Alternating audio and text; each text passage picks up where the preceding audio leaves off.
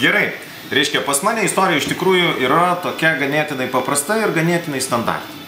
Iš viso aplamai. Reiškia, mes su žmona kažkur tai susitikinėjom ir draugavom daugiau nei 5 metus. Nu ir vieną dieną, kaip visą laiką, kaip ir visiems jaunuoliam, ateina tas laikas, kai galvoja, kad reikia tą gyvenimą šiek tiek pakeisti.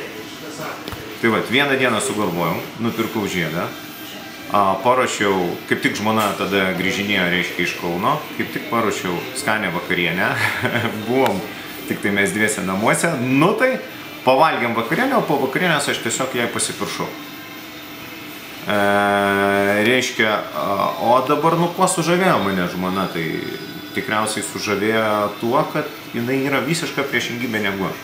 Jeigu aš esu toksai greit užsidegantis asmuo, tai pas mane žmona yra ramybės įsikūnijimas iš tikrųjų. Reiškia, žmogus, kurį, reiškia, pamatęs visą laiką nusiraminė, jeigu būni, sakykime, pakilėtas kažkoks ar kažkuo, tai, sakykime, sujaudintas tiek gerąją, tiek reiškia, tiek negerąją prasme. O kuo dabar džiuginate žmoną? Kaip? Kaip dabar džiuginate savo žmoną? Šiaip tai yra toks dalykas, kad laiks nuo laiko, suprantat, kaip pasakyti, žmona mėgsta gėlės, tai vat gėlių neperku kiekvieną dieną, neperku kas savaitę, tiesiog laiks nuo laiko, reiškia, kas kažkokį laikotarpį. Reiškia, nuperku gėlių ir paprasčiausiai tas dalykas, kadangi jisai, kaip pasakyti, nelabai dažnas, tai reiškia, jis labai džiugina, reiškia, moteris. Tai va, vyram visiems noriu pasakyti, kad gėlytės tai reikėtų dovanoti savo žmonoms, bent jau kažkokias tai simboliškas, bent jau kažkokį tai laikotarpį, nes jeigu jūs tai pradėsite daryti kiekvieną dieną, tai neteks visiškai jokios, reiškia, nebus tai šventė ar prasmė kažkokia. Tai va. O iš tikrųjų, reiškia, kaip ten tokiais vat fiziniais, reiškia, nu, kaip pasakyti, tokiom dovanom, sakykime, brangiom, nu, tai čia matot, bendra šeimos turtas, sakykime, yra kažkoks, vis tiek tie pinigai, reiškia, tu sakai žmonai, kiek tu pinigų turi, žmona, aišku, tau sako, kiek jinai turi pinigų, jūs dalinatės kažkokias tai išlaidas kartu, ar ne, tai jūs maždaug tą situaciją visą laiką matote ir jeigu, sakykime, ten žmona nori kažkokią tai daiktą ar dar kažko, nu tai jinai jau sprendžia, jei jo reikia, jei jo nereikia, jinai nori, jinai perka.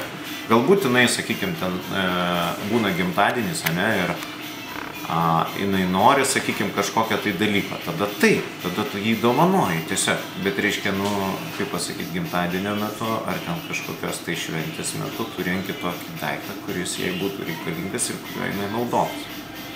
Sakykime, mes vyrai niekada neišrinksim, sakykime, moteriai suknės, nes nu, patys suprantat, be jos pačios suknę išrinkti, tai faktiškai neįmanomas dalykas.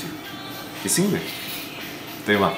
O reiškia, kas liečia, sakykime, ten kitus dalykus, žiedas ar dar kažkas, nu tai čia irgi yra savotiška rizika, sakykime taip.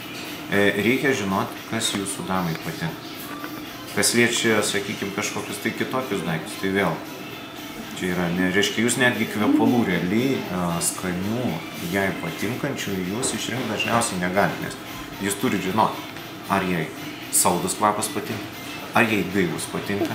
Sakykime, yra gaivus kvapai, kurie, sakykime, yra ten su kažkokiais tai prieskoniais, jų gali tiesiog jūsų žmona nepakęsti. Va čia iš pradžių geriau reikia sugudrauti, tiesiog apsilankyti, sužinoti iš tikrųjų, kas jai patiko. O dar norėjau paklausti, jūsų žmonos vardas ir ko linkite? Nu tai šiaip tai aplamai, žmonos vardas tai Jolita, nu ko linkiu?